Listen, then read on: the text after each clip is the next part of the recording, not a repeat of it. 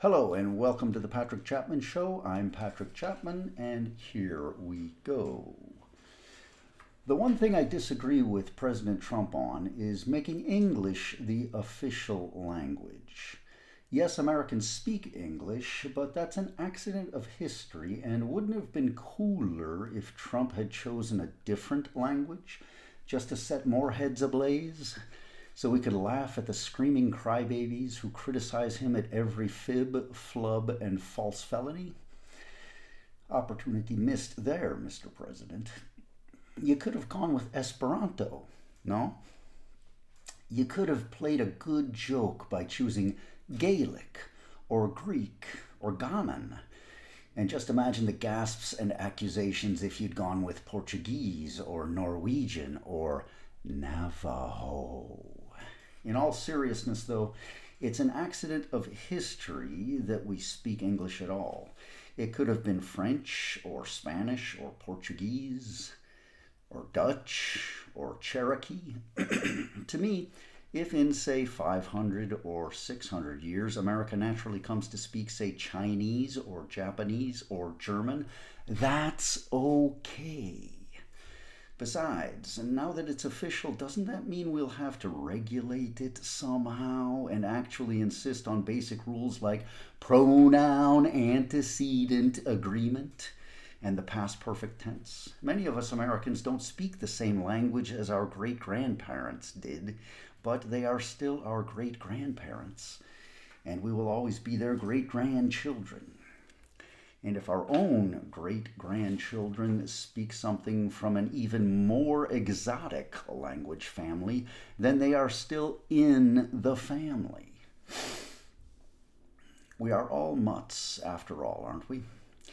Currently used foreign words like karaoke, robot, and angst will certainly be grandfathered in, but will new ones be allowed in? Will double negatives like I ain't got no home still count as negatives, or will we have to go literal? What about annoying Dylan-esque near rhymes like night with like? While we're at it, can we finally ban the word baby from all pop songs? And who will police the naughtier words like niggard and Uranus? Anyway, big mistake there, and in my opinion, an opportunity missed. Yeah, so that's the first topic here is the language. You know, we've been a country now, America has, I think it's 249, getting close to 250. So I think it's 249 years. And we were the one cool country. You know, we used to be the cool guys without a language. No official language, and that's just cool. That set us apart for 250 years almost, and now we gotta have a language. Like, what's our symbol gonna be? How about the eagle? You know, let's have an eagle. Oh, that's original. An eagle. No country. Oh, that's right. Every country has the eagle. You know, come on, guys. We're Americans. We can do better than that. What is this thing beeping? Crap. Stop that. Yeah, so missed opportunity there, and we should not have any official language. Let's go to the next topic, which is small world stories. So, okay, let me try to tell this. I wrote a few notes just to keep me in line here, otherwise I ramble, and I don't want to ramble too much. So the year was 1996, which is going back already a long time. So 1996, I had been in Poland with the Peace Corps for 2 years. And I had gone back to America because I had extended my stay to a third year, but in that summer between, I was allowed to go home to America for a break, and I had the whole summer. It was great. I went to Los Angeles and Chicago, I think, on that trip. Came back, and it was still summertime, and my friend Angelo was working the training in Radom, Poland, where the Peace Corps was having their new group of trainees learning Polish and only learning about Polish culture, Polish language, Polish culture, and how to teach, which is the same training I had gone through 2 years previously. and it was great training, really intense. They do a good job with that, without it, I wouldn't have survived. So great job. Angelo was working that, and so he invited me to stay with him in his little apartment. It was like a dormitory kind of thing, and so I spent a few days there. I think it might have been a week or 5 days. I don't remember. Doesn't matter. The point is, I was there, and I'm just having fun. I'm not working. I'm just there to. I got to sit in on the language lessons and kind of review my Polish. We would play basketball in the afternoons or soccer, depending on the day or the sport we chose. There might have been, yeah. We would go out for beers in the evenings. We had the near bar and the far bar. For some unexplained reason, the far bar was more popular, and so we would hang out at the far bar and great time, just hanging out, summertime, long days into the evenings, and great. So we're hanging out, and at one point I get invited to this party, or we all go to this party, at somebody's house. It was like a private person's house. A obviously Polish person has a Polish house in Polish Radom. And so we go to this backyard barbecue party, and there's a big mix of people. I don't want to say how many because I have no idea. It might have been 30 people. It might have been 50. I don't know. But a lot of people, let's say 50-50 Polish and American. And and I'm not the kind of guy to go up and just say hi to everybody and just chit chat. And I'm not that outgoing or that, forward. I'm a little bit more reserved and somewhat shy, but it also depends on maybe how much beer is in me and what my mood is. So, but there are a lot of people, and I don't know. I know some of them. I'm not. It's not that situation where you're alone and you don't know anybody, which happens sometimes. Because I do know some people there, like Angelo and some of the other workers, and I had already met a few of the trainees probably, but a lot of people I don't know, and I'm kind of standing by myself at one moment, and there's a guy next to me or near me. He might have been sitting on a bench. I know I was standing, and I know his wife, because the cool thing about the Peace Corps, you can go as a couple if you both get accepted and you can both work. That's the way it used to be. I have no idea what the Peace Corps does now, if they even exist. I think they do. In fact, I know they do because I have a friend who's in the Peace Corps in Philippines right now. But it's got to be different because we got the internet. You can't get isolated, I don't think, like the way we were. And we can talk more about that maybe one day. But it was really a cool experience that you almost can't have anymore because you got the world at your fingertips, which is, good. So here we are. So we're at this party, backyard party, evening. It had gotten dark. We're hanging out. I start talking to this guy next to me, and his wife is sitting on the bench next to him. But I think he's standing up talking to me. and here's the cool thing. We talked for a good 10 minutes or 15 minutes even. It was longish. And we're chit-chatting about, what do you think of Poland? Where do you come from? He's from Chicago. I'm from Chicago. Both from Chicago. But that's not rare. That's nothing interesting. And of course, not really Chicago, but, and I say I'm from Elk Grove Village. And it turns out he had lived in Elk Grove Village as like a baby or a little boy. So then I get excited. And you would think, well, that's a great. Thanks for the story. Thanks. Thanks for sharing, bro. Tell it again. That's not the story. So let me continue. So we talk about Elk Grove Village, where I had lived, and he had lived there, but he moved away when he was like 5, and I lived there till I was 11. So I knew it much better, and I kept asking him questions that he couldn't answer. He didn't remember anything because he had moved away when he was 5. But he had gone to, or maybe it wasn't 5, because he went to kindergarten, if I remember right. He had gone to the same kindergarten that I had gone to at Claremont School. But he had a different teacher, if I remember, because I had Mrs. Davidge, and he didn't. And I think he told me he had lived on Walnut Street, if that's what it's called, Walnut Street or Walnut Lane or Walnut Avenue, whatever they call it. It's Walnut.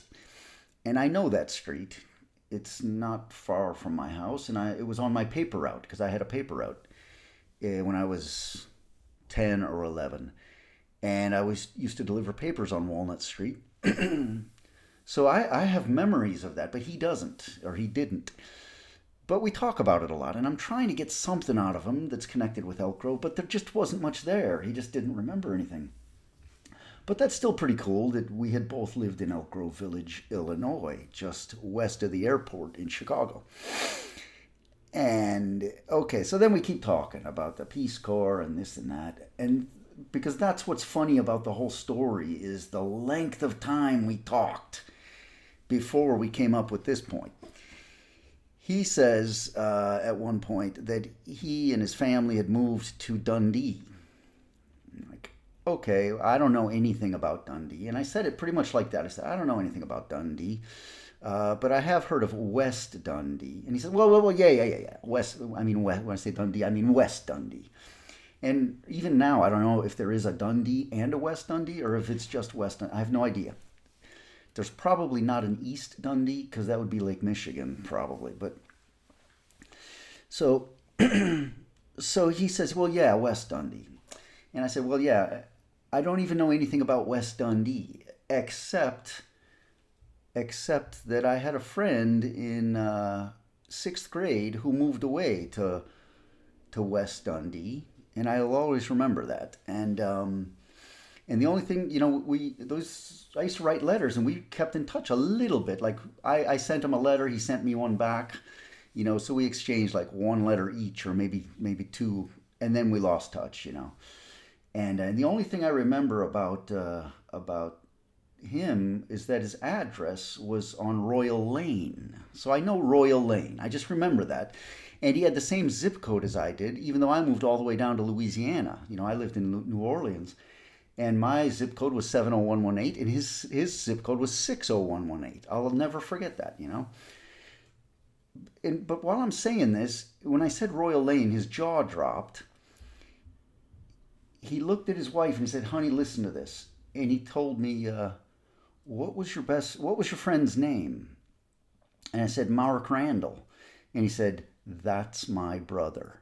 And I knew who he was immediately because I remembered him when he was a little kid.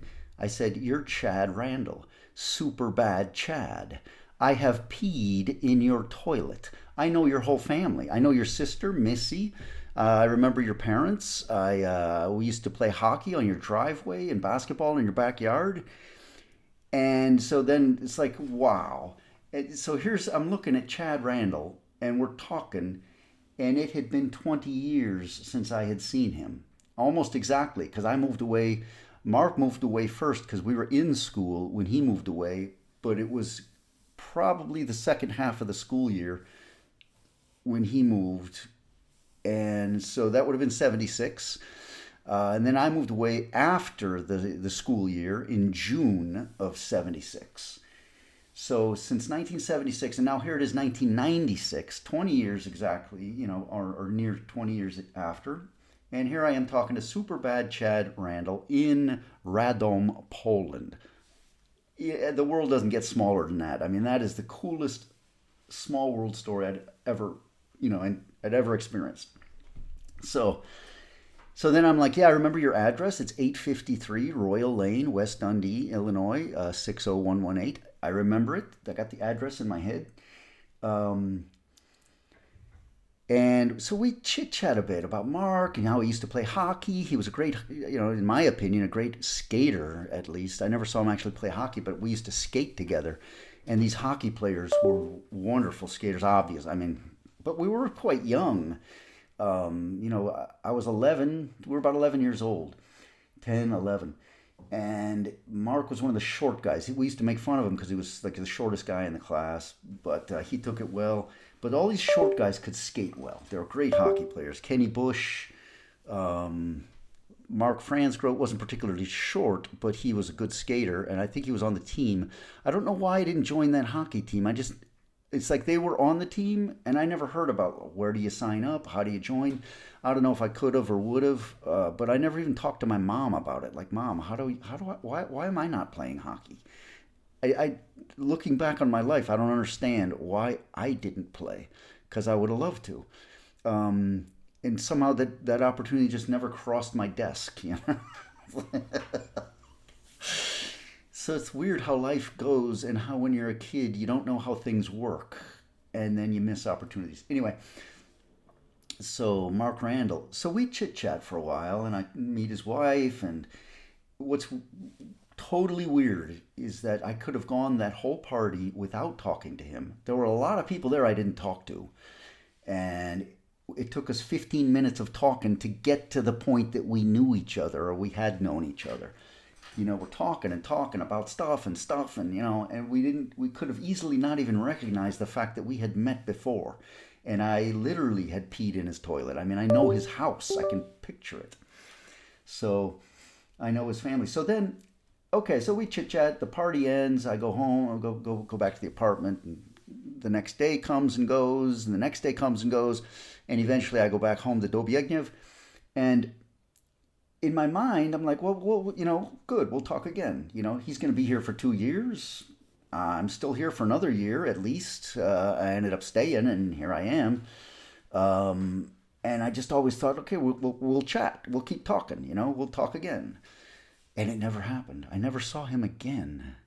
And that's just weird. It's almost like a ghost passed through my life. So what I did, which is what I do, this is how I am, is I wrote a letter to Mark at 853 Royal Lane, West Dundee, Illinois 60118, and I sent it. And I'm thinking, what is he going to think? First of all, I don't know if anybody lives there now. I think Chad had told me that his mom still lived there. That's the only reason why I would have sent the letter, if somebody still lived there. It's been a while now. I mean, this was 96, so that's already another. I don't even want to count the years since then. But okay, so 96, and I sent this letter, and I'm thinking, what is Mark or whoever gets it going to think when they get this letter from this guy? From, like, what are you talking about?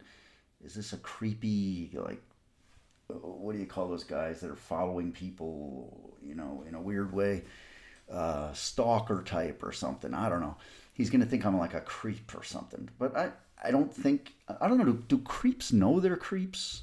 Like, I'm kind of creepy. I'm going to write this creepy letter. If they don't know they're creeps, then maybe I'm a creep for writing a friendly letter to an old friend that I hadn't seen in 20 years. Anyway, I thought that was, to me, it's a cool thing to do. I would love to get a letter like that. Um, so I sent the letter. Of course, I knew nobody's going to answer that letter. They're going to think I'm a creep. And nobody ever answered, and that's okay. But I told myself I would wait another, I think, 10 years. And in 10 years, I would write again. Now I don't even remember if I did or I didn't. I think I might have written a second letter 10 years later. And then and I thought I'll do that every 10 years. And I'm thinking, no, no, life, no, I'm not doing that. But I did give it a try. And here's another thing. I don't know how to spell Randall. And this is a problem when you get older and you knew all these kids from your childhood, and you don't know how to spell their names. And you don't. When you think back on the kids you knew in sixth grade or fifth grade, if you don't have it written down somewhere, I mean, now maybe with the internet and all, it's easier. But talking about real people in real life before the internet, how do you find the names of these people and how to spell them? Randall, is it like handle and candle, or is it like Randall? I don't know. Mark Randall. Good guy, though. And, anyway. So that's probably the best small world story I have. I don't think there's anything more to it. And whether there are any Randalls living at that address anymore, who knows? Uh, Maybe yes, maybe no. Yeah. Okay, that's that. And was there something else I wanted to talk about? Royal Lane, West Dundee. That's that story. Okay. There was something else I wanted to talk about. How are we doing on time? Oh, we're just at 20 minutes. This is great. I think I'll go another 10 at least. Oh, I was going to talk about. I can choose. Oh, any one of these. Let's go from the bottom up. Let's go with this one. So, when I was a kid back in the 70s, living in Elk Grove Village, my parents would watch this Masterpiece Theater on Sunday nights. And, as a kid, it wasn't so great, let's say. It's an adult thing. But I remember they would the BBC. No, it wasn't BBC. It was on the BBC probably, but it was British production. So no, BBC is British. What am I talking about? PBS is what I wanted to say. It was on PBS, but it was probably made by the BBC. And okay, and a great music at the intro. I love this music. I don't know what it is. I could probably find it maybe someday. But wonderful music. Anyway, great music. And that was fun. And then at the intro, after the music, Alistair Cook would talk. And he was an interesting guy to listen to. Just his voice and the way he presented himself, he seemed to have class. He's got that British accent, which always sounds smart. But he was an American. He was a British American, and just a guy that knew a lot.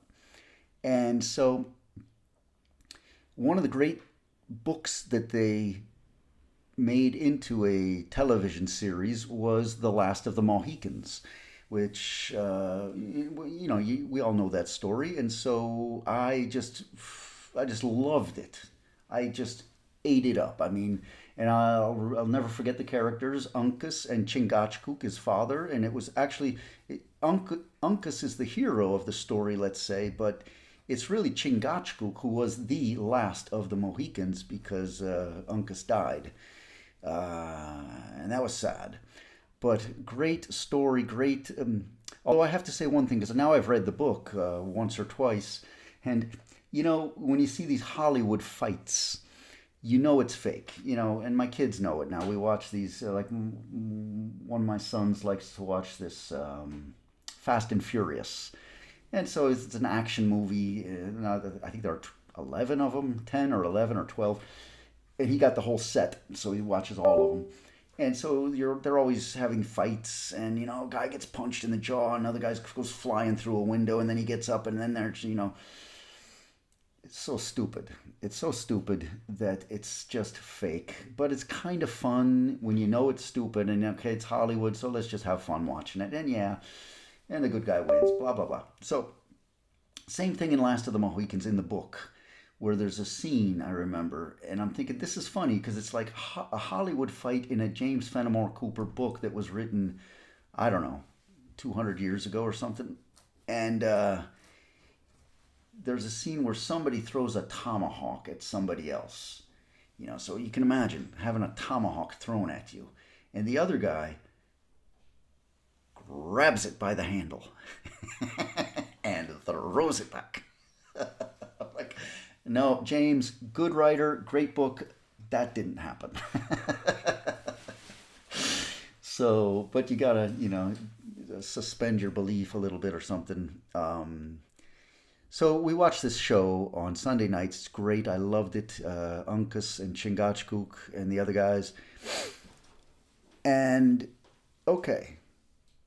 And then there are other things. Upstairs, Downstairs was the next one. And then Poldark. I remember Poldark. And what's interesting about Poldark is the actor who played Poldark ended up also playing in one of the John Cleese, what is it called? Faulty Towers.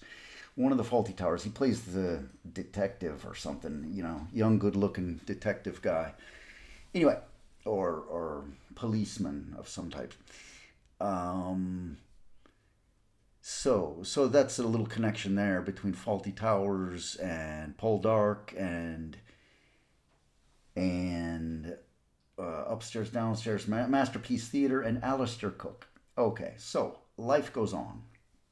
We move down to New Orleans. We keep watching these Masterpiece Theaters on Sunday nights. Now we're living in New Orleans. Then I move away, etc., etc. I come to Poland, etc., etc.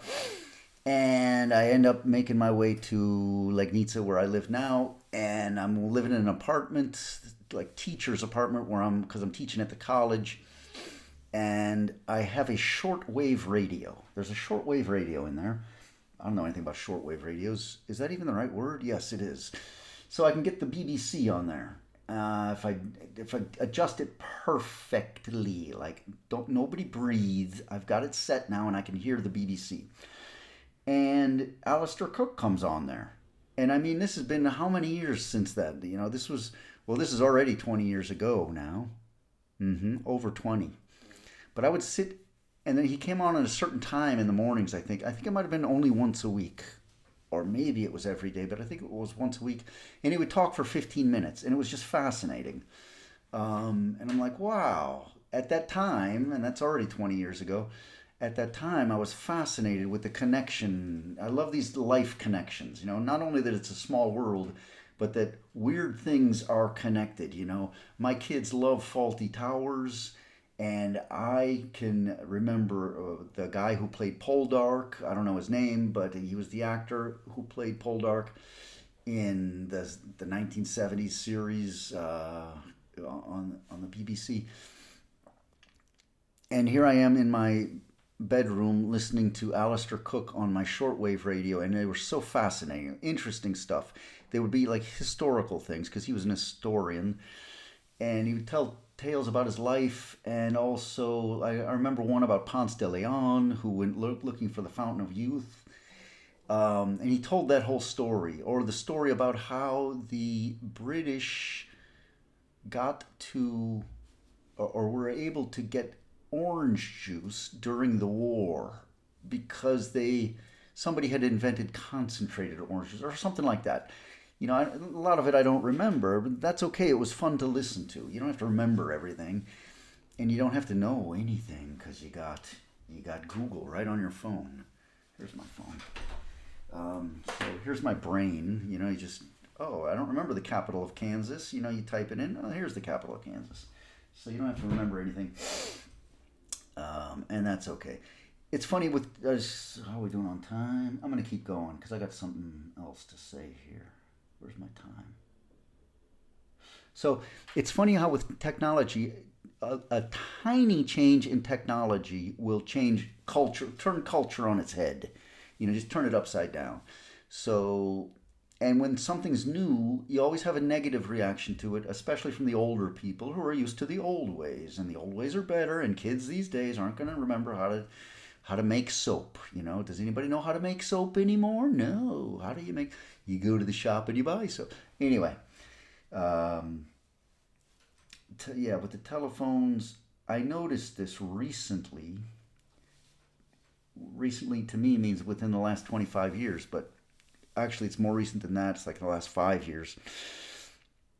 My students now all have their phones in the lessons, and anytime there's any conversation about anything and they don't know the answer, they Google it immediately. Nothing can be left ungoogled. Like, it's not okay to not know something. So if we're talking about Kansas and we don't remember the capital, that it used to be that's okay. Who cares? And you would go on with the conversation. And now somebody's on the phone. Like, let me just check that. Just check it. And it was annoying for the first 5 years of that. But now I can see that it becomes unannoying to where now you just accept it. And it reminds me of the first thing that was annoying and now it's acceptable was when cell phones themselves became popular in the late 1990s, early 2000s, but really late 1990s, even before 2000. And when people started having cell phones in Poland, they spread like wildfire because people didn't have regular phones, like the landline phones. A lot of houses or apartments did not have a phone. And so when these things, it's like, just skip that. We don't need a phone. It would be like me buying an MP3 player. I never got one. I'm gonna get one. But no, we've moved beyond that. They don't even make them anymore, probably. I don't know. But I missed the whole MP3 player, so I can just skip that and I'm always way behind the curve on technology.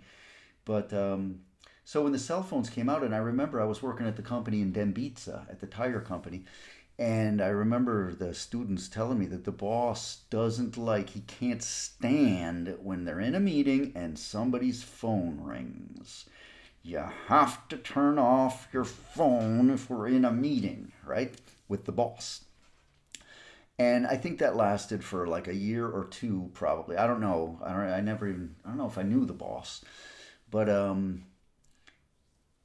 but at some point you're just like, yeah, phones ring now. Yeah, I remember the first time I heard one in church. Like you're in church on Sunday morning, and somebody's phone rings. I'm like, what an idiot! Who's got the phone in the church and you don't turn it off, and now it's ringing in the middle of church. And now it wouldn't even be a shock. It'd be just, oh yeah, maybe just answer it. It's probably God calling.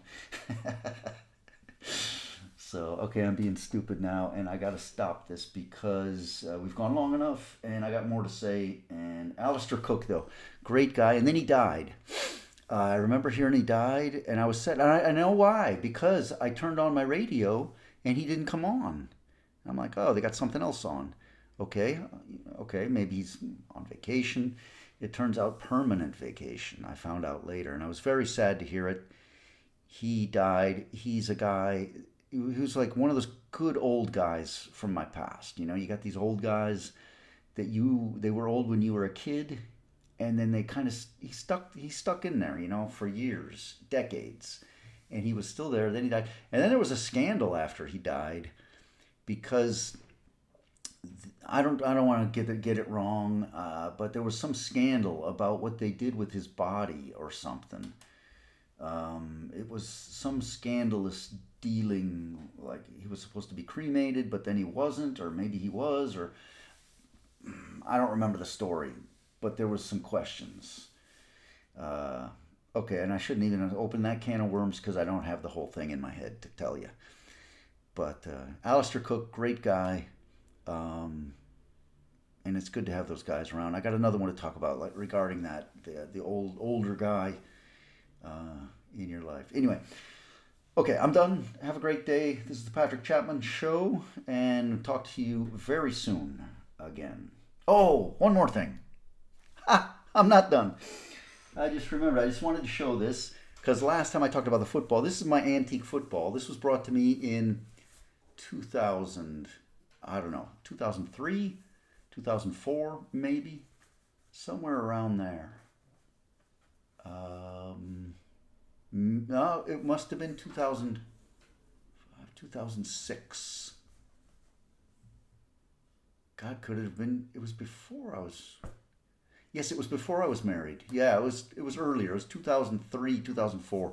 So this is over 20 years old. Let's see what it is. The Rawlings Legacy. And it needs a pump there. I can't figure out my camera. It's a little soft right now. It needs a pump.